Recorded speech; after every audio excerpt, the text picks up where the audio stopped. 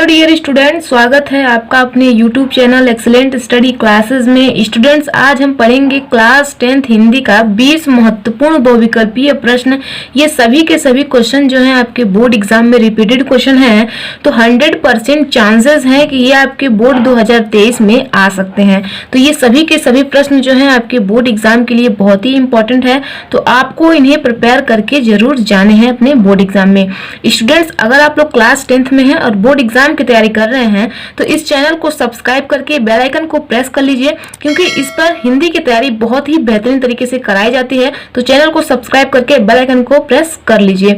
तो चलिए हम वीडियो को स्टार्ट करते हैं और 1 बाय 1 क्वेश्चन को देखते हैं। तो सबसे पहला क्वेश्चन कौन सा है? कमल का सिपाही के लेखक हैं। तो यहाँ पे आपको 4 विकल्प दिए गए हैं। ऐसे ही आपको आपके बोर्ड एग्जाम में भी देखने को मिलेंगे। आपके बोर्ड एग्जाम में बहुविकल्पी प्रश्न 20 नंबर के पूछे जाएंगे, तो 20 नंबर बहुत ही ज्यादा होता है, ठीक है। तो 70 में से 20 नंबर आपके बहुविकल्पी ही पूछे जाएंगे, तो आपको बहुत ही ध्यान से पढ़ना है, ठीक है। तो चलिए देखते हैं कमल का सिपाही के लेखक कौन है। यहाँ पे 4 विकल्प दिए गए हैं। क नंबर विकल्प है अमृत राय, ख नंबर विकल्प है रामचंद्र शुक्ल, ग नंबर विकल्प है गुलाब राय, घ नंबर विकल्प है वैद्यनाथ मिश्र। तो यहाँ पे आपको 4 विकल्प दिए गए हैं, तो इसका जो राइट आंसर हो जाएगा वो है आपका क, यानी कि अमृत राय। तो कमल का सिपाही के लेखक कौन है? अमृत राय है, ठीक है। तो आपको सही ऑप्शन पे ही टिक करना है। तो यहाँ पे देखिए सेकंड नंबर क्वेश्चन क्या है? उपन्यास भूले बिसरे चित्र के लेखक हैं। तो ये जो उपन्यास है भूले बिसरे चित्र, इसके लेखक कौन है? तो ये पूछा जा रहा है। तो यहाँ पे आपको 4 विकल्प दिए गए हैं। क नंबर विकल्प है प्रेमचंद्र, ख नंबर विकल्प है यशपाल, ग नंबर विकल्प है भगवती चरण वर्मा, घ नंबर विकल्प है वृंदावन लाल। तो यहाँ पे 4 विकल्प दिए गए हैं। इसका जो राइट आंसर हो जाएगा वो है आपका भगवती चरण वर्मा, ठीक है। तो ये है राइट आंसर। तो ऐसे ही आपको चयन करना होगा। आप लोग बहुत ही ध्यान से पढ़िए, ये सभी के सभी क्वेश्चन जो है बहुत ही इंपॉर्टेंट क्वेश्चन है, तो आपको बिल्कुल भी इन्हें मिस नहीं करने हैं, ठीक है। तो थर्ड क्वेश्चन कौन सा है? लहरों के राजहंस के लेखक का नाम है। तो लहरों के राजहंस की जो लेखक है वो कौन है, ये पूछा जा रहा है। तो यहाँ पे आपको 4 विकल्प दिए गए हैं। क नंबर विकल्प है मोहन राकेश, ख नंबर विकल्प है गुलाब राय, ग नंबर विकल्प है प्रेम घन, घ नंबर विकल्प है रामधारी सिंह दिनकर। तो यहाँ पे आपको 4 विकल्प दिए गए हैं। तो इसका जो राइट आंसर हो जाएगा वो है मोहन राकेश, ठीक है। बहुत ही इंपॉर्टेंट क्वेश्चन है स्टूडेंट्स, तो आप लोग बिल्कुल ध्यान से देखिए। और देखिए चौथा नंबर क्वेश्चन क्या है? कृति कंकाल के लेखक हैं। तो कृति कंकाल के लेखक कौन है? ये बहुत सारे स्टूडेंट्स को पता भी होगा और ये क्वेश्चन बहुत ही इंपॉर्टेंट है। तो यहाँ पे आपको 4 विकल्प दिए गए हैं। अगर आपको पता है तो नीचे कमेंट करके जरूर बताइए। अगर आपको पता है तो वीडियो को स्टॉप कीजिए और नीचे कमेंट करके बताइए। तो देखिए यहाँ पे आपको 4 विकल्प दिए गए हैं। क नंबर विकल्प है जयशंकर प्रसाद, ख नंबर विकल्प है राजकुमार वर्मा, ग नंबर विकल्प है मुंशी प्रेमचंद्र, घ नंबर विकल्प है मैथिली शरण गुप्त। तो यहाँ पे आपको 4 विकल्प दिए गए हैं। तो इसका राइट आंसर है, काफी बच्चे कमेंट्स भी कर दिए होंगे। चलिए जो कर दिए हैं अच्छी बात है, जिन्हें नहीं पता है वो जान लीजिए। इसका जो राइट आंसर हो जाएगा वो है क, यानी कि जयशंकर प्रसाद। तो कंकाल के जो लेखक हैं वो है जयशंकर प्रसाद जी, ठीक है। बहुत ही इंपॉर्टेंट क्वेश्चन है। आगे का नेक्स्ट देखते हैं। 5वां नंबर प्रश्न है गुलाब राय द्वारा रचित आत्मकथा कौन सी है? तो गुलाब राय द्वारा रचित आत्मकथा कौन सी है? तो यहाँ पे आपको 4 विकल्प दिए गए हैं। क नंबर विकल्प है मेरी जीवन प्रवाह, ख नंबर विकल्प है मेरी असफलताएं, ग नंबर विकल्प है मन की बातें, घ नंबर विकल्प है नई पौध। तो यहाँ पे आपको 4 विकल्प दिए गए हैं। तो इसका जो राइट आंसर हो जाएगा वो है ख, यानी कि मेरी असफलताएं, ठीक है। तो इसे आप लोग जरूर प्रिपेयर करिएगा, ये भी बहुत ही इंपॉर्टेंट क्वेश्चन है। सभी के सभी इंपॉर्टेंट क्वेश्चन है स्टूडेंट्स, तो आपको बिल्कुल भी मिस नहीं करना है, सभी पे आपको ध्यान देना है। तो देखिए नेक्स्ट क्या है? भगवत शरण उपाध्याय द्वारा रचित निबंध कौन सा है? तो भगवत शरण उपाध्याय द्वारा रचित निबंध कौन सा है? तो यहाँ पे पूछा जा रहा है, तो कौन सा है? देखिए यहाँ पे 4 विकल्प दिए गए हैं। क नंबर विकल्प है ठूठा आम, ख नंबर विकल्प है ठेले पर हिमालय, ग नंबर विकल्प है दृष्टिकोण, घ नंबर विकल्प है नदी के दीप। तो यहाँ पे आपको 4 विकल्प दिए गए हैं। तो इसका जो राइट आंसर हो जाएगा वो है ठूठा आम, ठीक है। तो इसे आप लोग ऐसे ही चयन करिएगा। आगे देखिए नेक्स्ट क्या है? 7 नंबर है रश्मि मांस के लेखक हैं। बहुत ही इंपॉर्टेंट क्वेश्चन है स्टूडेंट्स। देखिए यहाँ पे 4 विकल्प दिए गए हैं। क नंबर विकल्प है आचार्य रामचंद्र शुक्ल, ख ख नंबर विकल्प है गुलाब राय, ग नंबर विकल्प है भगवत शरण उपाध्याय, घ नंबर विकल्प है जय प्रकाश भारती। तो यहाँ पे आपको 4 विकल्प दिए गए हैं। आई होप आपको पता भी होगा क्योंकि मैंने नेक्स्ट वीडियो में बताया था। ये बहुत ही इंपॉर्टेंट क्वेश्चन है स्टूडेंट्स। तो इसका जो राइट आंसर हो जाएगा, रश्मि मांस के जो लेखक हैं वो हैं आपके आचार्य रामचंद्र शुक्ल। ठीक है, तो इसका राइट आंसर हो जाएगा आचार्य रामचंद्र शुक्ल। तो आगे का नेक्स्ट देखते हैं, अर्धनारीश्वर के लेखक हैं। तो अर्धनारीश्वर के लेखक कौन है स्टूडेंट्स? तो देखिए यहाँ पे 4 विकल्प दिए गए हैं। यहाँ पे क नंबर विकल्प है विष्णु प्रभाकर, ख नंबर विकल्प है जयशंकर प्रसाद, ग नंबर विकल्प है प्रेमचंद्र, ख नंबर विकल्प है चतुरसेन शास्त्री। तो यहाँ पे 4 विकल्प दिए गए हैं स्टूडेंट्स, लेकिन यहाँ पे जो है इसके जो लेखक हैं वो हैं रामधारी सिंह दिनकर। तो यहाँ पे रामधारी सिंह दिनकर का ऑप्शन ही नहीं दिया गया है, तो यहाँ पे रहेगा रामधारी सिंह दिनकर। ठीक है, रामधारी सिंह दिनकर। ठीक है, तो आप किसी एक को कट करिए। इसका जो राइट आंसर है वो है रामधारी सिंह दिनकर। ये लिखते वक्त गलती हो गई होगी। इसका जो राइट आंसर है वो है रामधारी सिंह दिनकर। ठीक है, तो अर्धनारीश्वर के जो लेखक हैं वो है रामधारी सिंह दिनकर। ठीक है, तो आगे नेक्स्ट देखिए, नेक्स्ट क्या है, गेहूं और गुलाब किसकी रचना है? तो ये रचना जो है ये किसकी रचना है, गेहूं और गुलाब? तो यहाँ पे भी आपको 4 विकल्प दिए गए हैं। क नंबर विकल्प है राम विकास शर्मा, ग नंबर विकल्प है प्रेमचंद्र, ग नंबर विकल्प है राम वृक्ष बेनीपुरी, घ नंबर विकल्प है महादेवी वर्मा। तो यहाँ पे आपको 4 विकल्प दिए गए हैं। तो इसका जो राइट आंसर है वो है राम वृक्ष बेनीपुरी। बहुत ही इंपॉर्टेंट क्वेश्चन है। तो गेहूं और गुलाब किसकी रचना है? तो राम वृक्ष बेनीपुरी की है। आगे का नेक्स्ट देखते हैं। नेक्स्ट क्वेश्चन है, निम्न में से मुक्तक काव्य के कवि हैं। मुक्तक काव्य है जो, इसके कवि कौन से हैं ये आपसे पूछा जा रहा है। तो यहाँ पे आपको 4 विकल्प दिए गए हैं।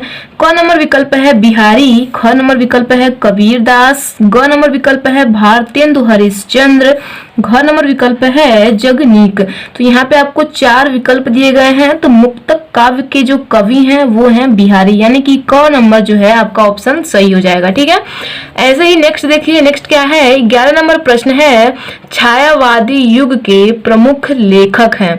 तो छायावादी युग के प्रमुख लेखक कौन से हैं? तो यहाँ पे आपको 4 विकल्प दिए गए हैं।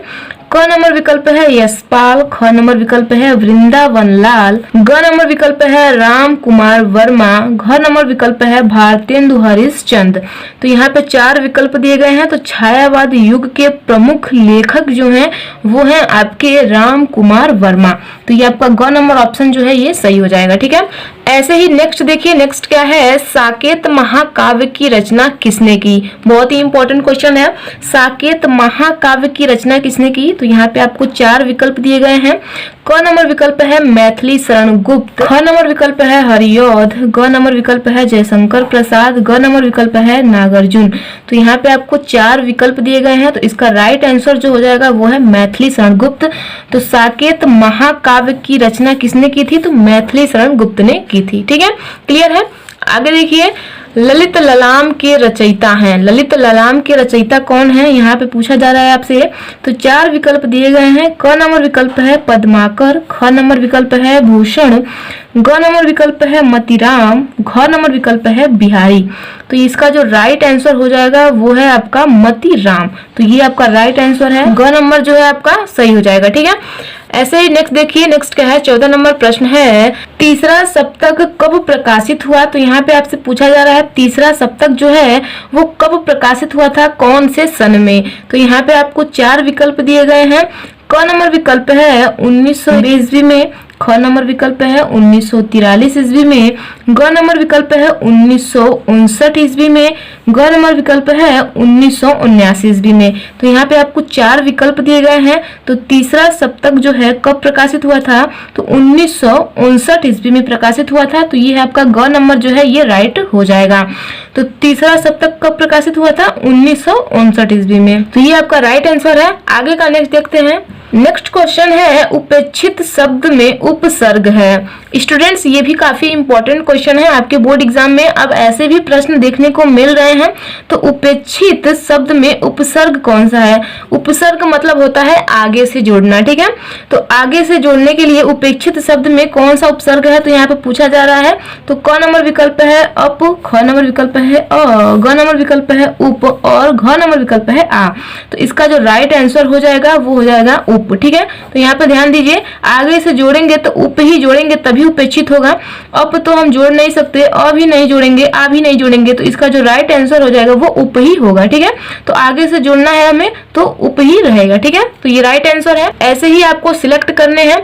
आगे का नेक्स्ट देखिए 16 नंबर प्रश्न है, पन प्रत्यय युक्त शब्द है। तो पन प्रत्यय युक्त मतलब क्या होता है? पीछे से जोड़ना, ठीक है। तो पीछे से जोड़ने में हमें पन आना चाहिए। तो इसमें कौन सा शब्द है जिसमें पन आ रहा है पीछे से? तो आप खुद इसको नोटिस कर सकते हैं।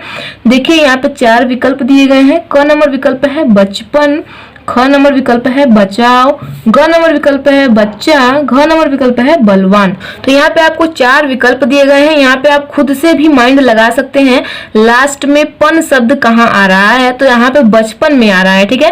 तो ये आपका क नंबर जो है ये सही हो जाएगा। तो ऐसे ही अपने बोर्ड एग्जाम में आपको ध्यान से देखने हैं, ठीक है।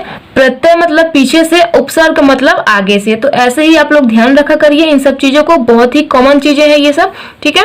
आगे का नेक्स्ट देखिए, नेक्स्ट क्या है? 17 नंबर प्रश्न है, सतदल, उत्पल, वारिज किसके पर्यायवाची हैं? तो ये 3 शब्द जो दिए गए हैं इस किसके पर्यायवाची शब्द हैं?